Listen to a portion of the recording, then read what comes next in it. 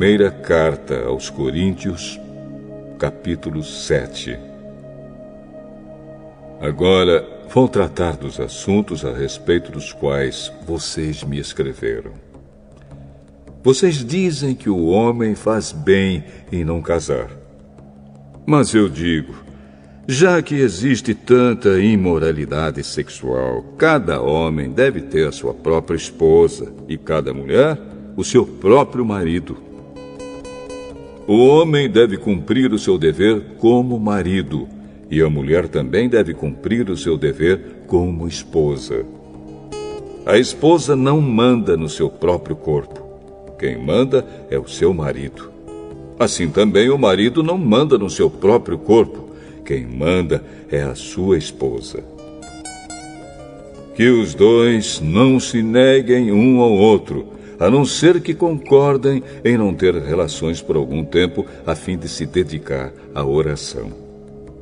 Mas depois devem voltar a ter relações, a fim de não caírem nas tentações de Satanás, por não poderem se dominar. Não digo isso como uma ordem, mas como uma sugestão. Realmente, eu gostaria que todos fossem como eu. Porém, cada um tem o dom que Deus lhe deu. Um tem este dom e outro aquele. Aos solteiros e às viúvas eu digo que seria melhor para eles ficarem sem casar, como eu. Mas, se vocês não podem dominar o desejo sexual, então casem, pois é melhor casar do que ficar queimando de desejo. Para os que já estão casados, tenho um mandamento que não é meu, mas do Senhor, que a mulher não se separe do seu marido. Porém, se ela se separar, que não case de novo, ou então que faça as pazes com o marido, e que o homem não se divorcie da sua esposa. Aos outros digo eu mesmo, e não o Senhor. Se um homem cristão é casado com uma mulher que não é cristã, e ela concorda em continuar vivendo com ele, que ele não se divorcie dela. E se uma mulher cristã é casada com um homem que não é cristão, e ele concorda em continuar vivendo com ela, que ela não se divorcie dele. Pois Deus aceita o homem que não é cristão por ele estar unido com a sua esposa cristã, e aceita a mulher que não é cristã por ela estar unida com o seu marido cristão. Se não fosse assim, os filhos deles não pertenceriam a Deus. Mas, sendo assim, eles pertencem. Porém, se o marido não cristão ou a esposa não cristã quiser o divórcio, então que se divorcie. Nesses casos, o marido cristão ou a esposa cristã está livre para fazer como quiser, pois Deus chamou vocês para viverem em paz. Esposa cristã, como é que você pode ter certeza de que não vai salvar o seu marido? E você, marido cristão, como é que você pode ter certeza de que não vai salvar a sua esposa? Cada um deve continuar vivendo de acordo com o dom que o Senhor lhe deu e na condição em que se encontrava quando Deus o chamou. É essa a regra que eu ensino em todas as igrejas. Se um homem judeu que é circuncidado aceita o chamado de Deus, ele não deve tirar as marcas da circuncisão. E se um homem não judeu que não é circuncidado aceita o chamado de Deus, ele não deve circuncidar-se. Não faz diferença estar circuncidado ou não. O que importa é obedecer aos mandamentos de Deus. Cada um deve continuar como era quando aceitou o chamado de Deus. Você era escravo quando Deus o chamou? Não se preocupe com isso. Mas, se você pode se tornar livre, então aproveite a oportunidade. pois o escravo que foi chamado pelo Senhor é agora um homem livre que pertence ao Senhor. Assim também, o homem livre que foi chamado por Cristo é escravo de Cristo. Deus comprou vocês por um preço. Portanto, não se tornem escravos de seres humanos. Irmãos, cada um deve continuar na presença de Deus, assim como era quando Deus o chamou. Para os solteiros, eu não tenho nenhum mandamento do Senhor, porém dou a minha opinião como uma pessoa que, pela misericórdia do Senhor, merece confiança. Por causa dos tempos difíceis em que vivemos, eu penso que é melhor para o homem ficar como está. Você tem esposa? Então não procure se separar dela. Você é solteiro? Então não procure esposa. Porém, se você casar, não estará cometendo pecado. E se uma moça solteira casar, também não estará cometendo pecado. Mas eu gostaria de poupar vocês dos problemas de cada dia que terão na vida de casados. Irmãos, o que eu quero dizer é isto. Não nos resta muito tempo. E daqui em diante os casados devem viver como se não tivessem casado. Os que choram, como se não estivessem chorando. Os que estão rindo, como se não estivessem rindo. Os que compram, como se não fosse deles aquilo que compraram. Os que tratam das coisas deste mundo, como se não estivessem ocupados com elas.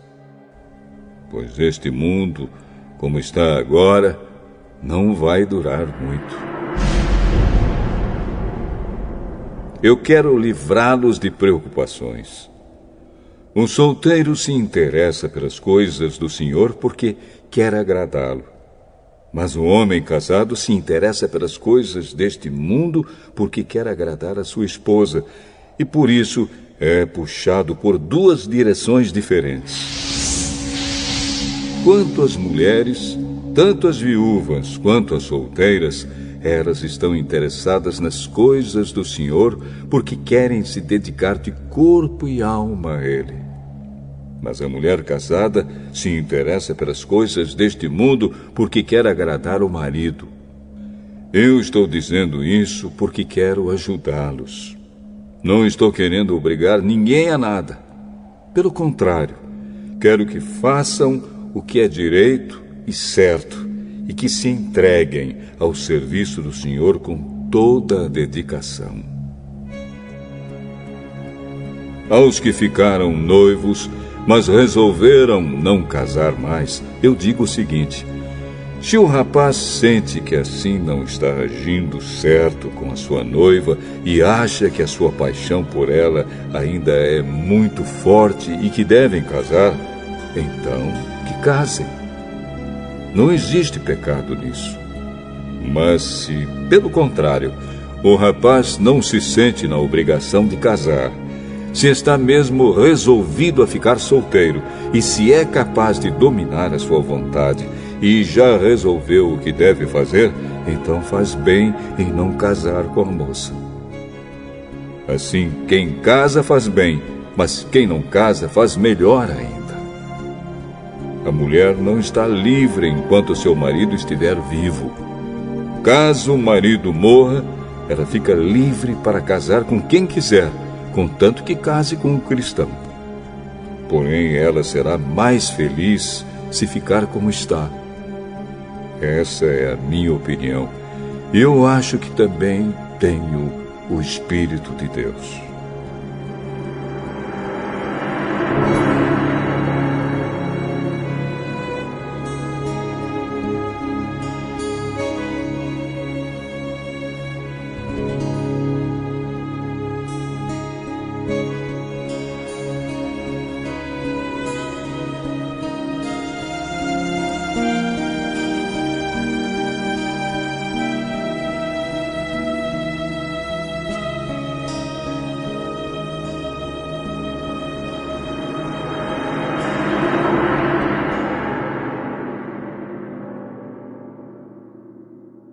coração que Deus não rejeita.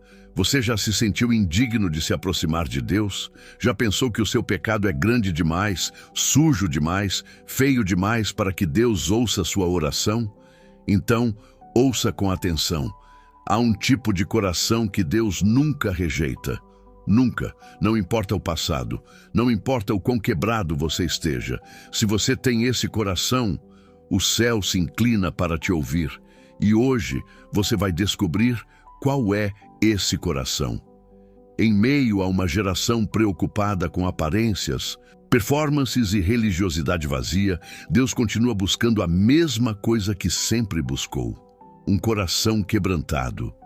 Não é sobre títulos, cargos, fama ou reputação. É sobre o que ninguém vê.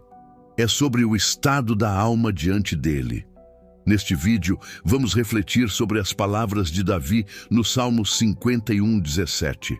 Coração quebrantado e contrito, ó Deus, não desprezarás. Se você tem vivido dias de frieza, culpa, vergonha ou distância de Deus, esta mensagem é para você. Vivemos dias em que é fácil parecer santo. Postagens, discursos, até mesmo lágrimas podem ser encenadas. Mas Deus não se impressiona com performances. Ele vê além, ele sonda os pensamentos, pesa os corações, e por mais irônico que pareça, ele não rejeita o quebrado. Ele rejeita o arrogante, o autossuficiente, o que bate no peito e diz: obrigado, Senhor, porque não sou como os outros. A esse, Deus resiste. Mas ao que se curva, ao que se envergonha, ao que clama por misericórdia, a esse ele se achega.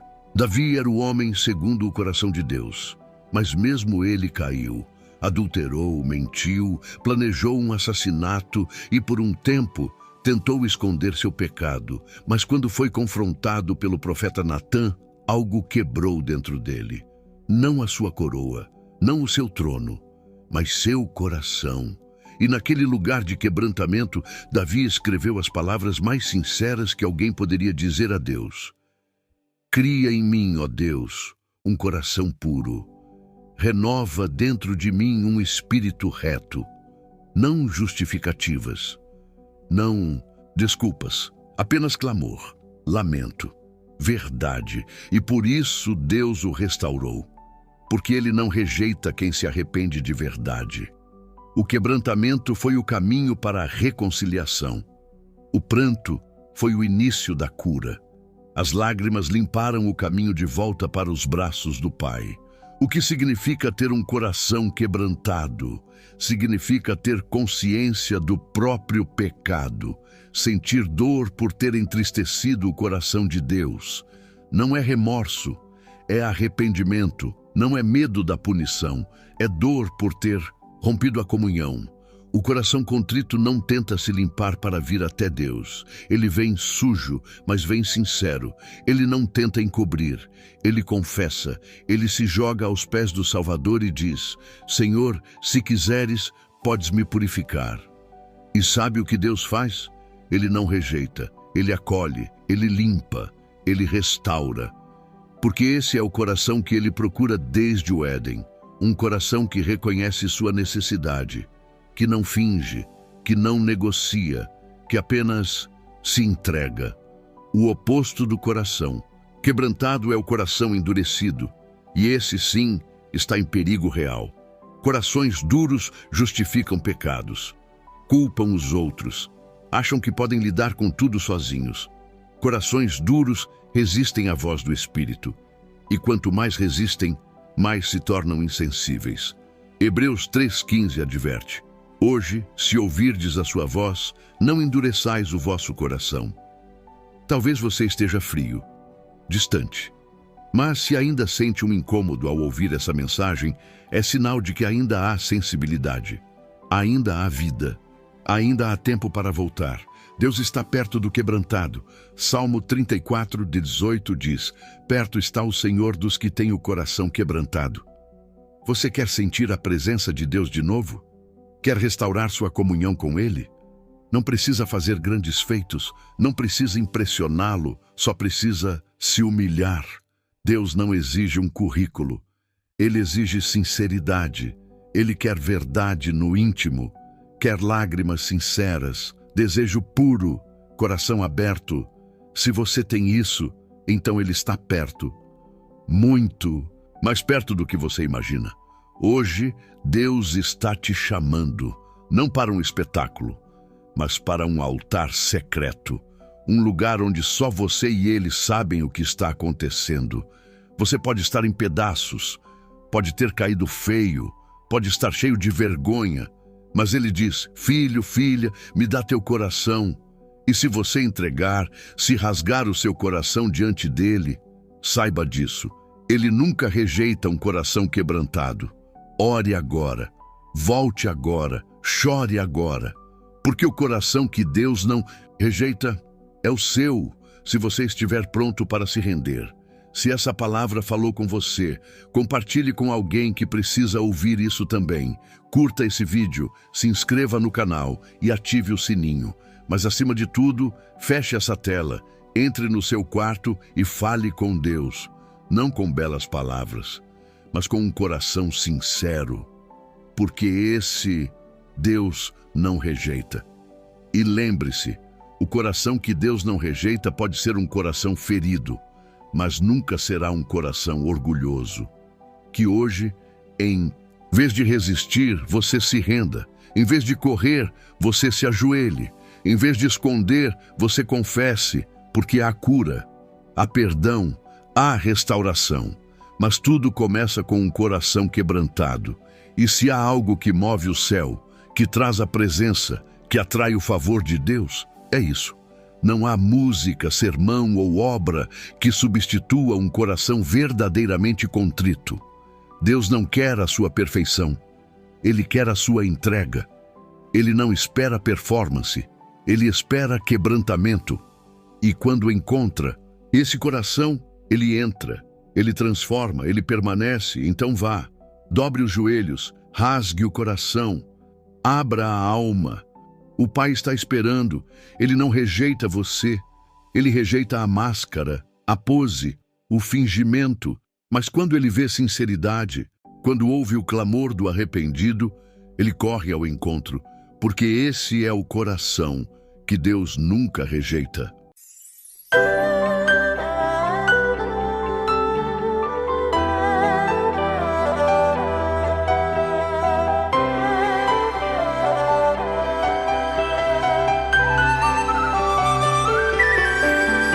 Há momentos que os amigos não nos podem ajudar. Há caminhos tão difíceis de passar. As montanhas são tão altas e na frente o bravo mar.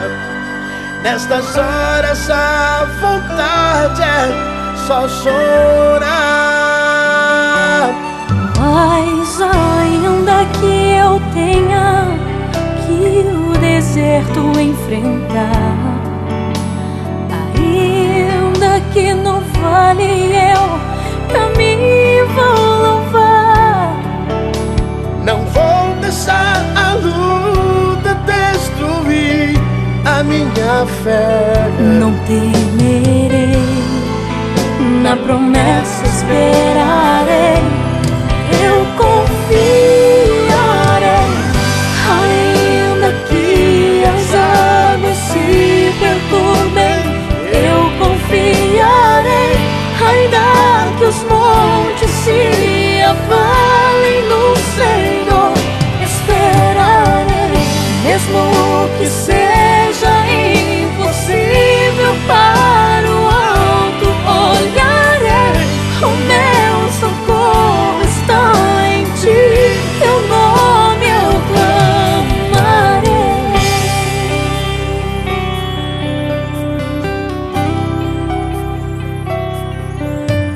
As montanhas são tão altas e na frente o bravo mar.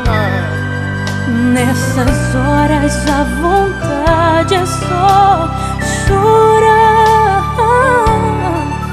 Mas ainda que eu